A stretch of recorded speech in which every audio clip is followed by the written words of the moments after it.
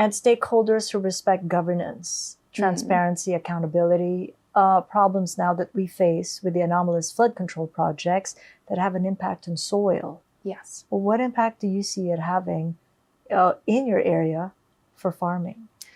I think it's not just in my area, it's all across the country where misallocation of funds, for example, into flood control projects and even farm to market roads, which I think is going to be the next thing to be explored, is incredibly damaging because our farmers need better access to markets and they also need protection from floods and storms. I mean, rivers are encroaching on rice paddies and a lot of farmlands are getting flooded out. And just for example, the wrong implementation of flood control programs is a problem because it can cause more flooding instead of preventing it. And that's going to impact our farmers. It's going to impact homes and lives. And people will keep thinking of survival instead of thinking of what they can do better or next or how to make more profit. And for as long as people are thinking of surviving instead of thinking of how they can live better, then we're going to see more and more problems. And farmers will lose the ability to be better equipped for a better future. And even with farm to market roads, just better market access.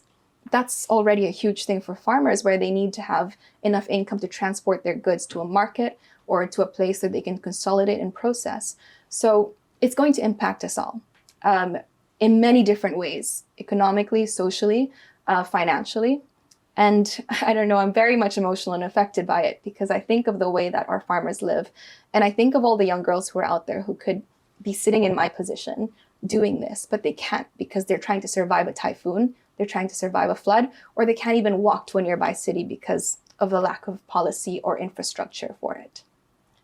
What kind of conversations have you had with the farmers since the issue broke out, knowing that the anomalous flood control projects have a direct impact on the health of the soil?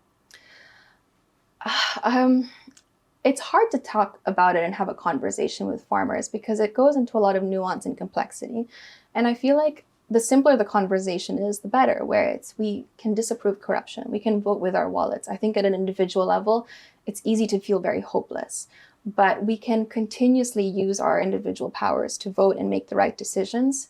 Obviously, it's something that people feel like they have to wait for another election cycle.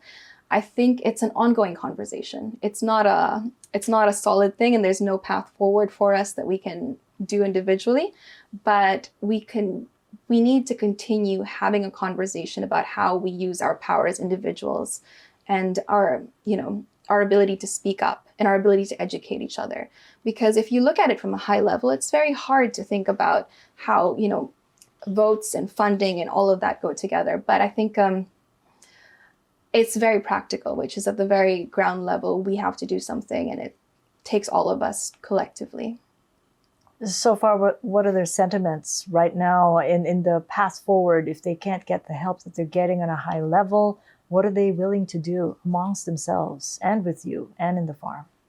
So I think the collective feeling right now is outrage, honestly. And I think it's well-deserved. I think a lot of us do feel that it's been unjust, that a lot of these farmers, even no matter how small their income is, they still pay good taxes.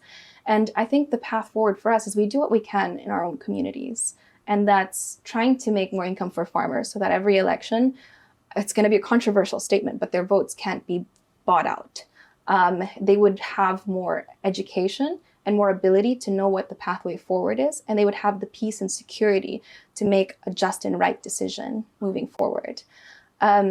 And it's also just rebuilding and doing what we can in our own communities to help each other.